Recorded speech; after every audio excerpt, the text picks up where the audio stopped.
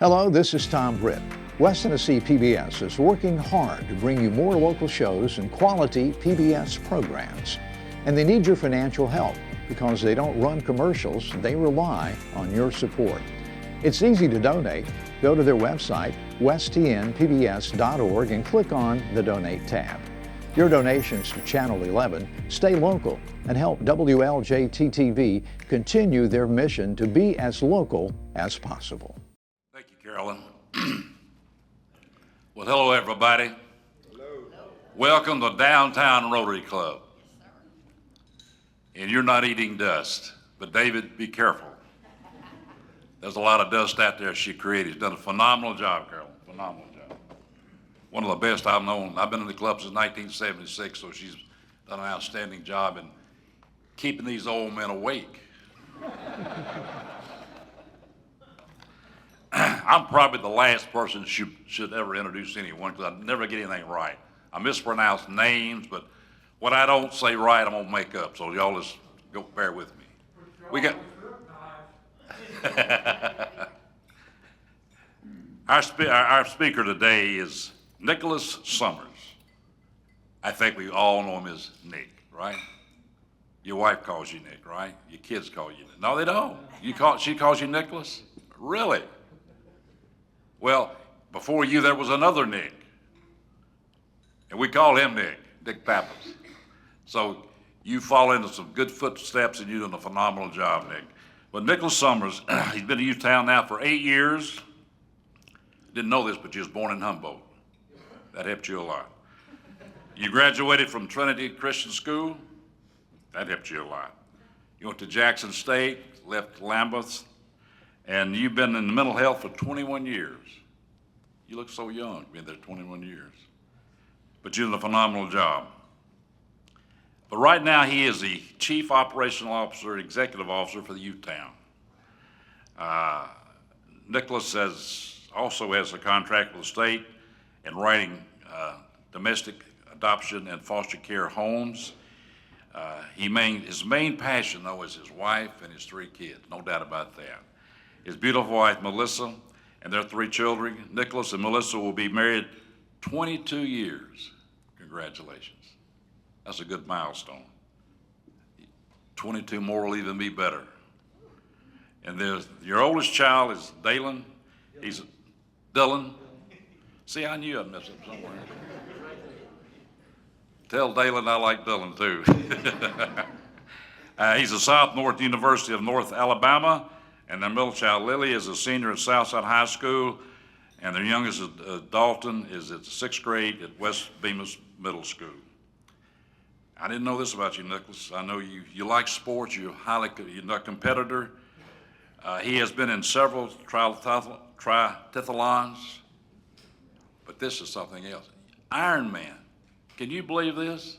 You guys know what Ironman is? It's worse than the Marine Corps boot camp. It's something. Congratulations. When's the last time you've been in an Ironman competition? 4 years ago. 4 years ago, okay. But here's the most important thing about Nicholas. He is an ambassador for the Lord Jesus Christ. And I think he understands and knows the most important thing in his life and his family's life is the Lord Jesus. U-Town stands on the principle and the values of who Jesus is. And Nicholas is an example of that out there. If all of you know him, you know what I'm talking about. I believe Rotary has been a part of U-Town, I think, probably from the beginning. I've been in Rotary since 1976, and we've always been a major part of U-Town in the beginning and still to participate. But what's going on in U-Town today, folks, is phenomenal. You got a couple of guys here, Dan Morris, Bill Elmore, Bob Hayes, go out every Thursday night and minister to those young boys out there. Lives are being changed, and you're doing a phenomenal job with that. People in the Madison County probably don't realize the work that goes on there, and the lives are being touched by the direction of what you and your wife are doing there. So we appreciate you very much, Nick. So come and tell us, and give us a good report on U-Town. I kind of feel like he did everything, so I'll just take questions if you have any. No, I'm going to show you guys, I've got a 5-minute video. I was going to show it at the end, but with time and all, I really want you to see it. And so then that way, if we don't have enough time, I don't have to answer any of your questions. And so I'm going to go ahead, if you will hit, yep. Okay. As of today, I've been sober from meth, heroin, and cocaine for 1 year. At Youthtown, I discovered my potential.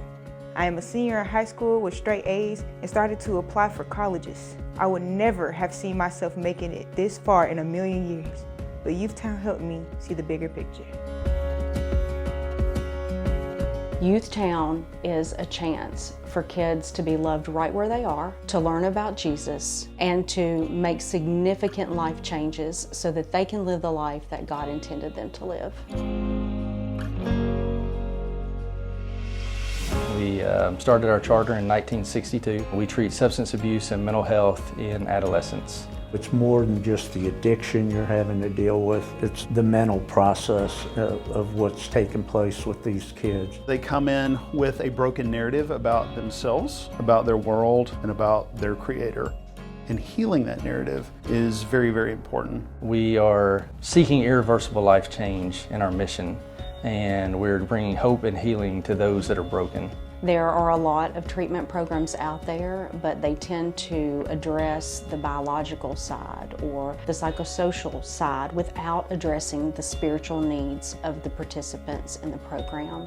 And Youthtown is a holistic program that does all of these things. Youthtown does this while showing the love of Christ to our residents. We are introducing Jesus in another way to these young residents here, and that's really the secret sauce of the place.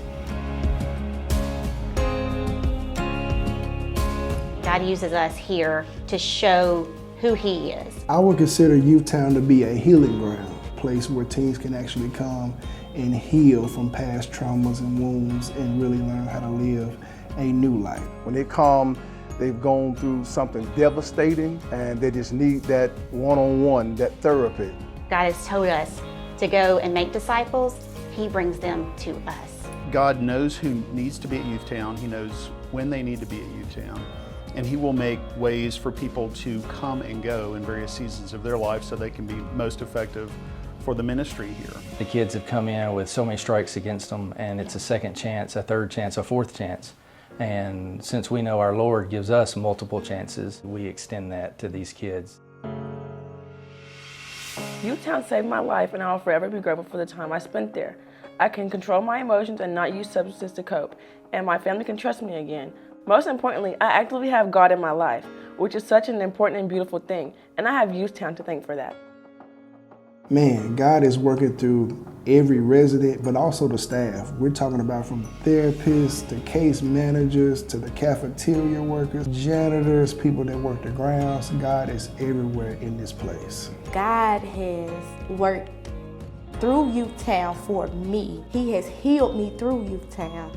We just like one big family. It's not like a job. This right here is ministry.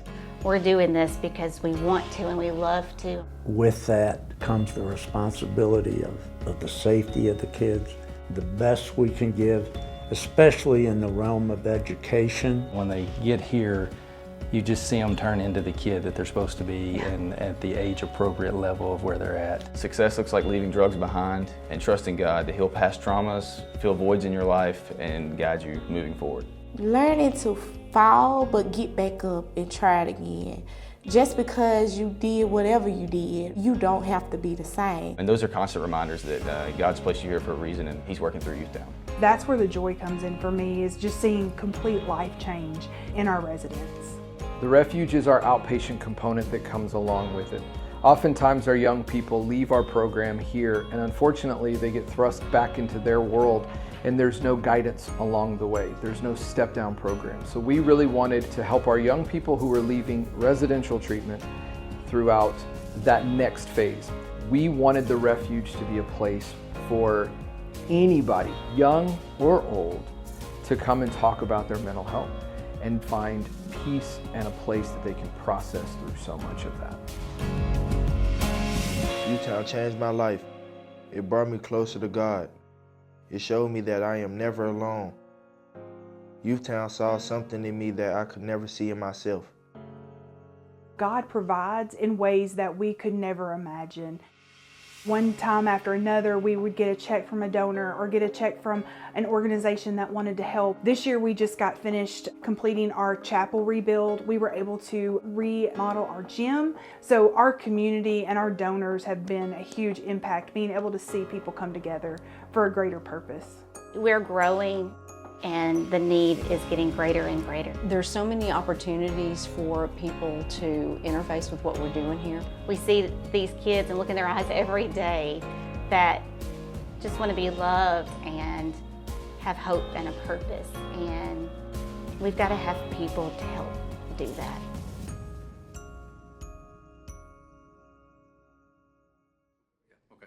I don't do well standing behind something. I have to kind of walk around. I'm ADHD too, and I don't take medication, so I talk really fast, and I jump all over the place, okay? So just bear with me, stay with me, you'll learn something. So as the video showed, we received our charter in 1962. We've done a plethora of different things since 1962, existed for 63 years. And about 25 years ago, we transitioned to substance abuse and mental health. And we're a level 2 non-lock facility. And so what that means is we don't take extreme high-risk behavior issues with kids. We see ages 13 to 17. And so within that age group, they all have a mental health component. Most have the substance abuse component, which we call co-occurring. And so we treat both. We were recognized by the state of Tennessee 4 years ago that we're co-occurring capable. And we serve about 147 to 157 kids a year because we're a 4-month program. And so it's a minimum of 4 months. We're a 36-bed facility, but we're about to embark on building a girls' dorm because we used to have 2 facilities. We had a facility in Beach Bluff, which was the girls' facility, and then the boys was out in Pinson. And then COVID hit, messed up everything. And so November of 21, we moved the girls over to the boys' campus. So we have 278 acres there. Currently, we have 4 dorms. And so one of those dorms now is occupied by the girls, which were capped at 8. And then we have 3 other dorms. 2 are at 10 capacity apiece. The other one's at 8. And we've just outgrown it. Unfortunately, with the way society is going, there's just ever more need. We keep a waiting list. We constantly get referrals. We serve all 95 counties in the state of Tennessee.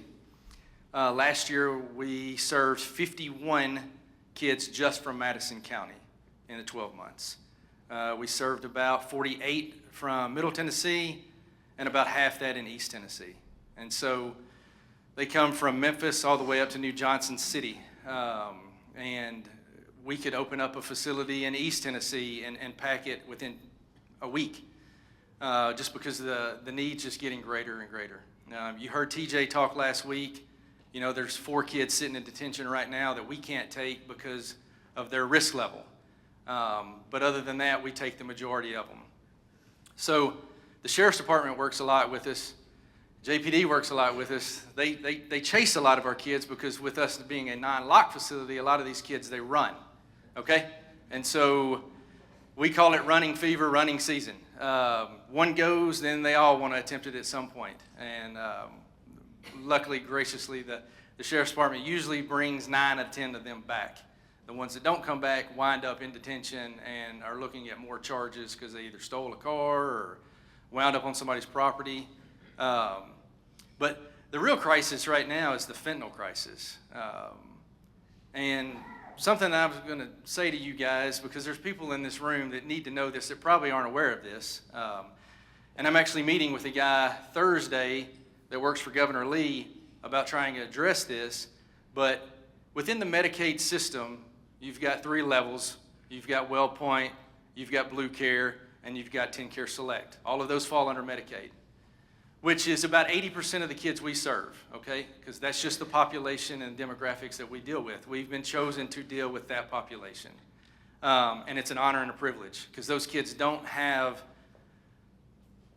the quality of benefits in the life that North Jackson or other areas have. It's just a fact. And nothing degrading to them. They're just not given that opportunity because most of those kids don't have parents. Or if they do, they have biological parents, but they just don't have anything to do with them. And as TJ spoke last week, the majority of them do drugs with them. The kid's actually the one that is selling it. You've heard the statement mules and things. Well, that's the kids. I mean, we've seen it all the way at age 5. And now marijuana is faced with fentanyl, which is smart on the dealer's behalf because you want the kid to come back or whoever and buy your product, and the best way to do that is lace it with fentanyl. If it doesn't kill you, then you get a greater high. But now Medicaid is saying, which within the last week reached out to me to let me know that moving forward, a kid with just marijuana substance abuse as their only drug of choice and the only drug they're using, they will not be admitted for residential treatment. They're going to give you a clever excuse of why that is that keeps them above the radar, but ultimately what they're saying is it's not a big deal. The old saying that it's the gateway drug, well then they don't, that's no longer, we're not using that because it's not that big of a deal. And the other issue with it is what they're saying is the state of Tennessee, we're going to legalize it. Now, they're not saying that. Nick Summers saying that. You can quote me, I don't care. But that's what they're saying, right? So would all of you be in favor of Tennessee legalizing marijuana? But nobody's doing anything about it, right? Like, it's not affecting my family. My kids aren't on it. So, but it is affecting you. Because your tax-paying dollars that pay for Medicaid are now not going to get those kids the help they need. And if we want them to be productive citizens in society, then here's our opportunity to do something about it. I'm not asking you to run out there and like call Governor. Well, I mean, yeah, you can. Yeah, you can. But ultimately, like, that's some of the things that we're facing, and we're fixing to build a girls' dorm. We're opening up July 1. We're going to open up a outpatient therapy on Carriage House. It's going to be called The Refuge.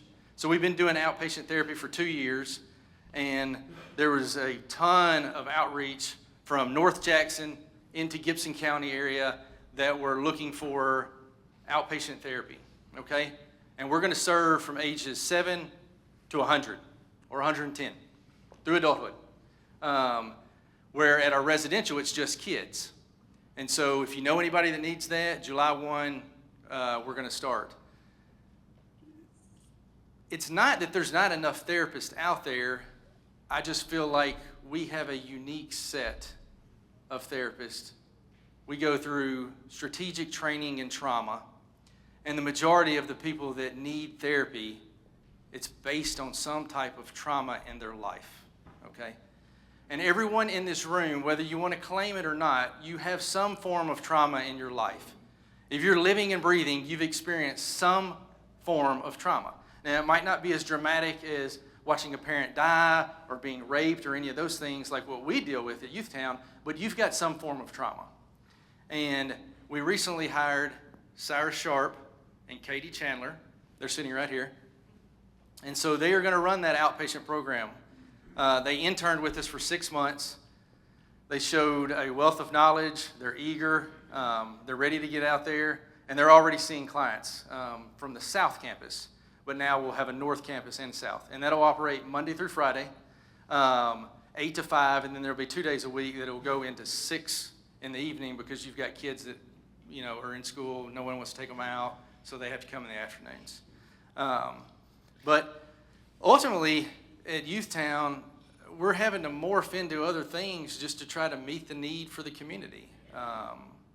We're trying to stand in the gap for those that are less fortunate, those that are having issues.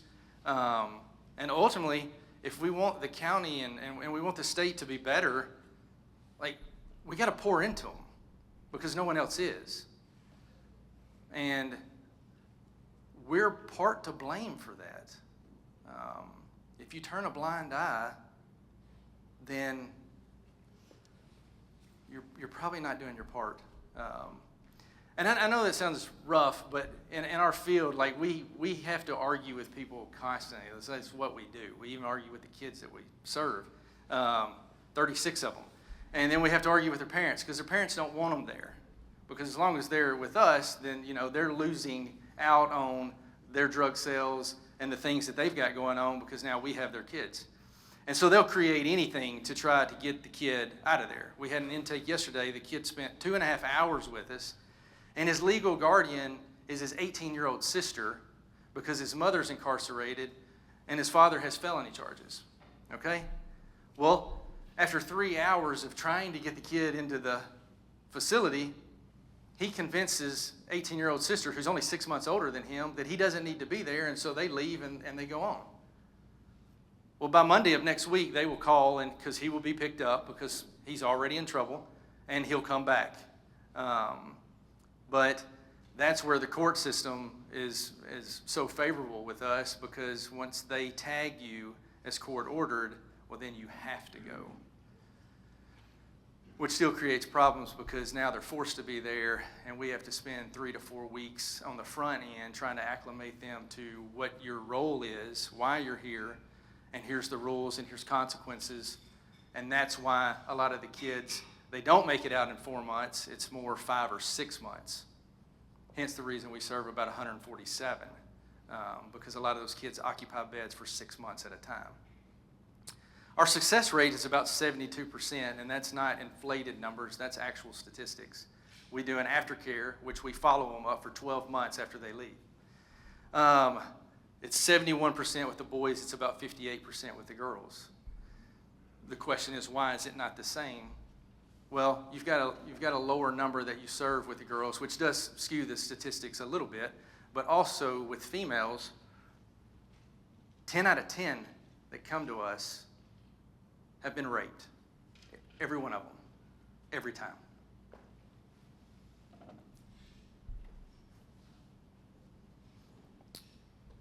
No male role model.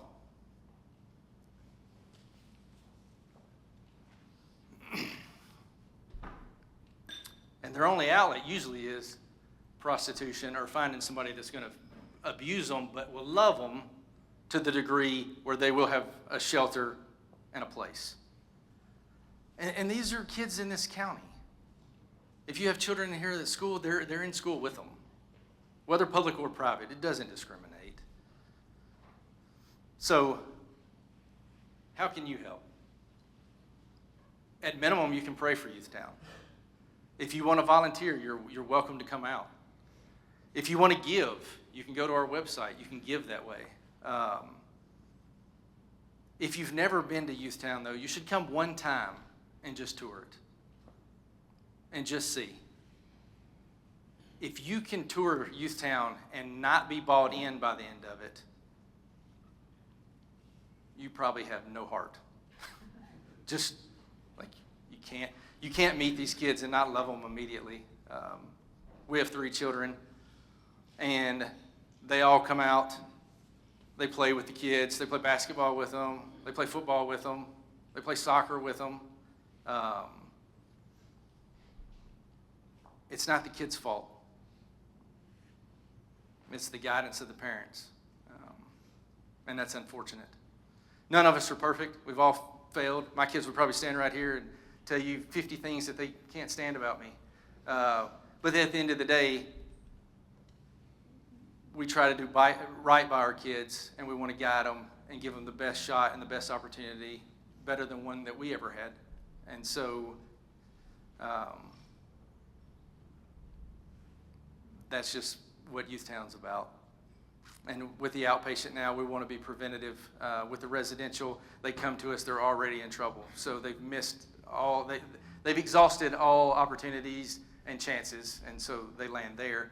What we want to do is try to prevent, not to put us out of business, because that's never going to happen as long as borders are open and drugs are here. Like, that's never going to happen.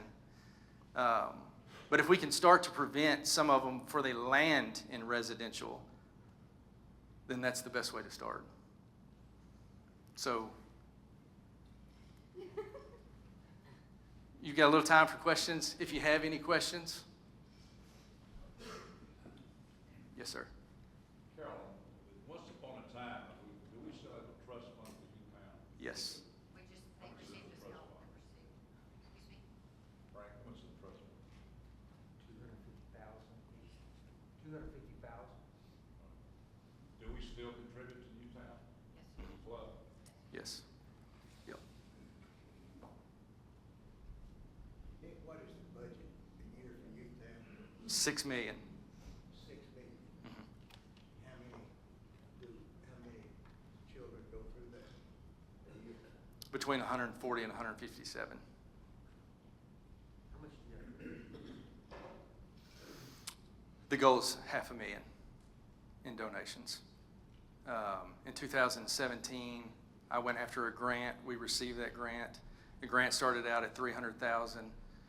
It's at $731,000 now, and we've sustained that grant. And that grant is for kids that either have private insurance and they won't pay, or most insurances that are not Medicaid, which Medicaid currently is doing the same thing. After 60 days, they stop payment. They won't pay. What they're basically saying is you should be able to get the kid off drugs, get them in line, get them straight, get them right in 60 days. You can't get someone sober in 30 days. Like, everybody in here knows an alcoholic or an addict. Everybody in here knows one. And so if you've been down that road, you know in a month, if you get them, which they get sober with us because they have no option. They have no way to get to what they want or need. But it takes 30 days to get them there, and then after 30 days, now we got to set up steps, right, to get you to where you can go back out in society and be functional and be a steward. You try to get them away from friends that got them into it. We do a whole mentorship. We start working with them 30 days before discharge about change, people, places, things. Unfortunately, a lot of them go back to the environment that they came from, and if the family is the toxicity and they're 13 to 17, like, there's not a lot we can do. But those that turn 18 while they are with us, we petitioned a licensure to receive a waiver for 90 days. That's the max. We can only get 90 days. And we will hold that kid till they can graduate at least through high school, because we do high school too. We have George Thomas Junior Academy, and we do high set. So they can graduate high school with us, graduate the program, and then we look for an alternative for them to go somewhere else and not back into that environment, which also costs, because see, once they graduate, now that's on us. But we do it, and the Lord always provides. So the majority of your kids leave still underage? Yes. They can't work, they can't Yes. live on their own? Right. And we do family therapy, so that's one of the responsibilities of the parents. So once we take the child, the parents have to do family therapy twice a month with the kids. Because, I mean, they need it too. We have a brand new equestrian center less than a mile from your facility. You wanted to branch out and do some equine therapy. It's yours anytime you need. Perfect. I was just talking to Adam Carlucci this morning about equine therapy. I'll get with you. You have a brand new facility you're welcome to use. Okay. Thank you. It's not far from it. Okay. Wasn't aware of it. But yeah, I'll get with you. Thank you. Anybody? Bill? You still have a certified school Yes. for the children, and I think you do a better job of graduation than a public school. Yes. So last year, the 24-25 year, we graduated 15. And a lot of those kids never graduate. If they don't graduate with us, 80% of them won't. They're not going to graduate. You know how many baptized this year? 72. 72 were baptized.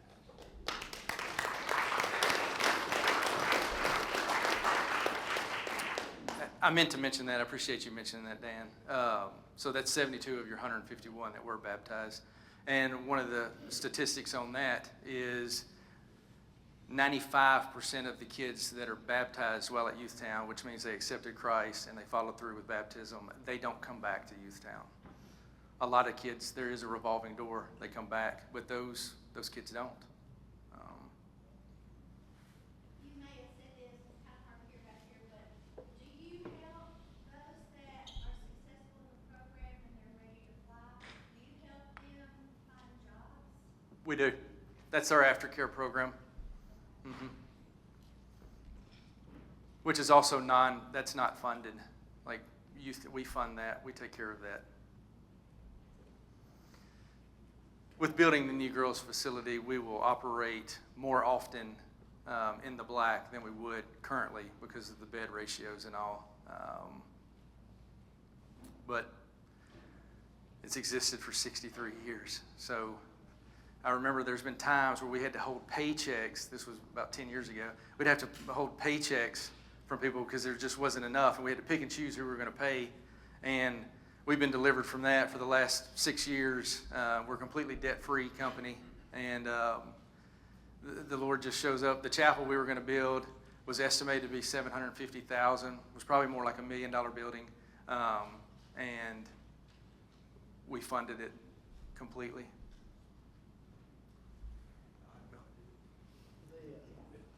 First question is sort of leading, just so you show off a little bit, but my question is, do you keep any kind of record of those who graduate that go into the military? So we've had 3 in the last year that have gone into the military. The year prior to that, we had 2. But that is a push that we do. We have the Army, we have the National Guard, and the Navy has come out, and the Marine Corps has offered to come out. And they'll come out to our school, and they'll do a presentation, because a lot of times that is an outlet for these kids. It's the best avenue for them. It's a pretty tight criteria for them to try to get in because you've got to have a year of sobriety. So that sometimes plays a factor or role, but we do give that option.